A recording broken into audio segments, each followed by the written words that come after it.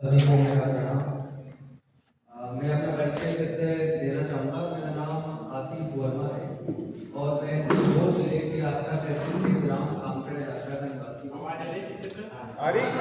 और मेरी प्रारंभिक शिक्षा गांव के ही शासकीय स्कूल से शुरू हुई है। पहली से लेकर 12वीं तक मैं वहीं पढ़ा। तत्पश्चात मैंने इंदौर के गवर्नमेंट न्यू साइंस कॉलेज से अपना ग्रेजुएशन पूरा किया, बाद में MSc, और इसी के साथ में मध्य प्रदेश लोक सेवा आयोग, शायद आप लोगों ने किसी ने नाम सुना होगा। MPPSC का नाम कितने लोगों ने सुना? अभी सुना है, किससे पहले भी सुना था? इससे पहले भी सुना था। पर मेरा दुर्भाग्य ये था कि मैं 12th पास होने तक मतलब मैं नहीं जानता था, और PSC शब्द जो मैंने सबसे पहले सुना था वो मोहित सर के मुंह से ही सुना था। हमारे पेटारी साहब थे, ऐसे प्रार्थना के बाद हम खड़े थे तो पेटारी साहब ने मोहित सर को बुलाया कि मोहित सर आइए और बच्चों को PSC के बारे में बताइए। सर ने उस समय बताया होगा, लेकिन मुझे सिर्फ PSC याद था, बाकी क्या बताया मुझे याद नहीं रहा। बाद में जब इंदौर में गया तो पता चला तो सारी चीज़ें कि हाँ ये परीक्षा होती है जिसमें राज्य स्तर के अधिकारियों की नियुक्ति है। क्योंकि मध्यम वर्गीय परिवार से हूँ और इसलिए सबसे जरूरी होता है कि कोई भी रोजगार पाना, और इसलिए मैंने अलग अलग वनडे एग्जाम दिए। मध्य प्रदेश पुलिस आरक्षक भर्ती परीक्षा मैंने पास की है। उसके साथ ही पटवारी के पद पर मैं चयनित हुआ, वर्तमान में कार्यरत हूँ। इसके बाद मैंने, क्योंकि मेरा BEd भी है, तो मैंने वर्ग 1 वर्ग 2 पात्रता परीक्षा सफलतापूर्वक उत्तीर्ण की है। हाल ही में हुई मध्य प्रदेश सब इंस्पेक्टर परीक्षा भी मैंने पास की है। 2022 MPPSC की परीक्षा वन सेवा में मैं साक्षात्कार स्तर तक पहुंचा था, परंतु किसी कारणवश अंतिम चयन नहीं हो पाया।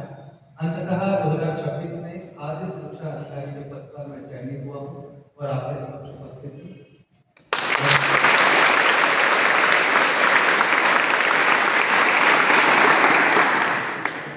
चूंकि मेरे गुरु यहाँ बैठे हैं और मैं उनसे संबंधित जो वाकई कुछ मेमोरीज मेरे दिमाग में, मन मस्तिष्क में बसी हुई है, वो आपके साथ साझा करूँगा, और उसके बाद अगर आप कुछ पूछना चाहें तो बिल्कुल आप स्वतंत्र हैं। तो सबसे पहले सर 9th क्लास में आ चुके थे बीच में, और 10th क्लास में जब मैं पहुंचा तब सर हमारे क्लास टीचर थे और सर साइंस पढ़ाते थे। और सर ने जैसे बताया कि पहला जो पार्ट होता था वो ब्रह्मांड का होता था। आज भी मेरे मन मस्तिष्क में बसा हुआ है। तो सर ने पढ़ाया था बुध, शुक्र, पृथ्वी, मंगल, बृहस्पति, शनि, वरुण, अलग अलग निहारिकाओं, आकाश गंगाओं के बारे में। तो जो समझ के साथ सर ने पढ़ाया, एक नई ऊर्जा आ गई थी हमारे स्कूल में जैसे ही सर आए, क्योंकि ऐसा शिक्षक जो समझ के साथ पढ़ाए, ना कि रटने पर विश्वास करे, तो वो पहली बार मिला था। और हमें बड़ी खुशी हुई कि वो सौभाग्य प्राप्त हुआ कि हमें बचपन में ऐसे गुरु मिले। और धीरे धीरे करके जब 11th क्लास आई तो दूसरे सब्जेक्ट लेने वाले बच्चे नहीं मिल रहे थे, क्योंकि सभी को मोहित सर से पढ़ना था, और मोहित सर से पढ़ना है तो बायोलॉजी लेना है। तो मैथ्स में, एग्रीकल्चर में लोग जा नहीं रहे थे।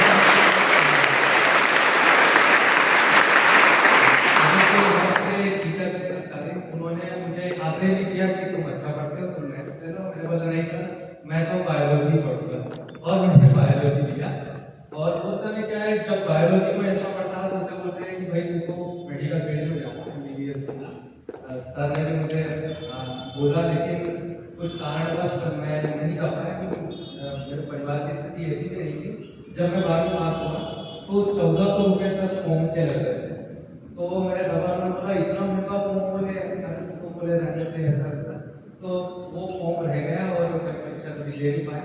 हालांकि बाद में मैंने अपने शौक के लिए नीट की परीक्षा दे दी थी। बहुत अच्छे नंबर नहीं आए थे, पर हाँ दे दी थी। तो 12वीं पास हुआ, मैं अपने स्कूल का टॉपर रहा हूँ, 80% बनी। सर के मार्गदर्शन में मैंने पढ़ाई की। उसके बाद भी लगातार सर का मार्गदर्शन बना रहा। 2017 से आज 9 वर्ष पश्चात मैं सर से मिल रहा हूँ। तो ये एक बहुत बड़ी, मतलब मेरे लिए खुशी की बात है। और हमारी खुशी में दो लोग ही सबसे ज़्यादा खुश होते हैं, हम लगातार पढ़ते हैं और सुनते हैं, कि माता पिता, और माता पिता के पश्चात मतलब सबसे ज़्यादा खुश होता है तो वो होते हैं हमारे गुरु।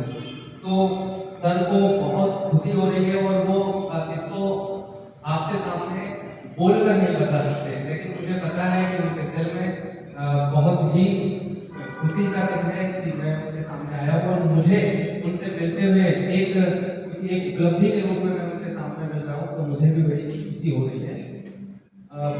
एक दो चीज़ें और बताना चाहूँगा, जैसे कि माफी चाहूँगा, मैं बहुत सारी चीज़ें सोच के आया था, बस कुछ चीज़ें मिस कर रहा हूँ। ये माफी चाहूंगा, ये भी इंटरव्यू वाला शब्द है। अच्छा हाँ सर, इंटरव्यू से मुझे आता है 2022 में हमने वन सेवा का इंटरव्यू दिया था, क्योंकि सर ने हमको क्या है प्रैक्टिकल चीजें पढ़ाई थी। सर जब घूमते थे तो पेड़ पौधों के बॉटनिकल नाम हमको बताते थे, तो हमारा मन करता था कि हम भी आते हैं, तो हमने सारे गार्डन में जैसे बॉटनिकल लेकर आकर देख सकते। और हार्वेनियम सर ने पढ़वाए। पहली दफा था कि शासकीय स्कूल में हमको माइक्रोस्कोप देखने को मिला, और वहाँ पर स्पेसिमेन वगैरह, क्योंकि ये इससे पहले तारे में बंद रहते थे, लेकिन सर के आने के बाद वो तारे से बाहर निकले और हम तक पहुंचे। और ये बहुत अच्छी बात है कि सर के जाने के पश्चात ही ये प्रथा शुरू हो पाई। धीरे धीरे लगातार, क्योंकि मैं जब इंटरव्यू बात कर रहा था सर, इंटरव्यू जब वन सेवा दे रहा था तो मुझसे पूछा गया कि कोई 5 पादपों के नाम और उनके वैज्ञानिक नाम बताओ। तो मुझे तो कहीं उंगलियों पर रटने में थे, क्योंकि सर ने मुझे रटा दिए थे, तो वो मुझे काफी मदद किया वहाँ पर। आगे चलकर क्योंकि मेरा वनस्पति विज्ञान में भी रुचि थी, मैंने MSc वनस्पति से किया। और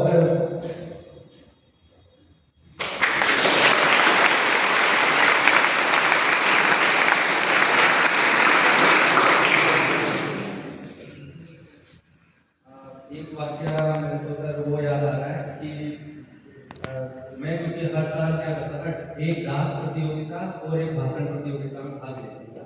आप लोगों को भी मैं आग्रह करूंगा कि एक्स्ट्रा करिकुलम एक्टिविटीज जो है उसमें भाग लिया करें। खेल कूद में मुझे लेके नहीं जाते थे, क्योंकि मेरी हाइट भी नहीं थी और हेल्थ भी नहीं थी, जैसा सबको बताया।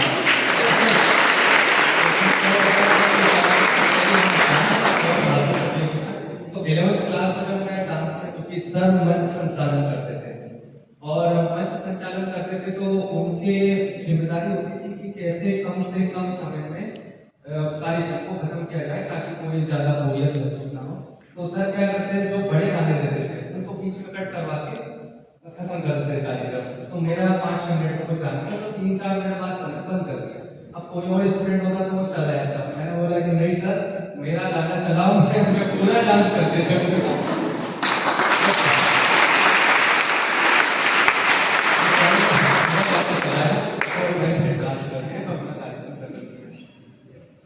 मंच से मुझे याद आया कि जब हम 15 से 26 जनवरी में जाते थे, तो 10वीं क्लास तक तो क्या हम पारंपरिक नारे लगाते थे।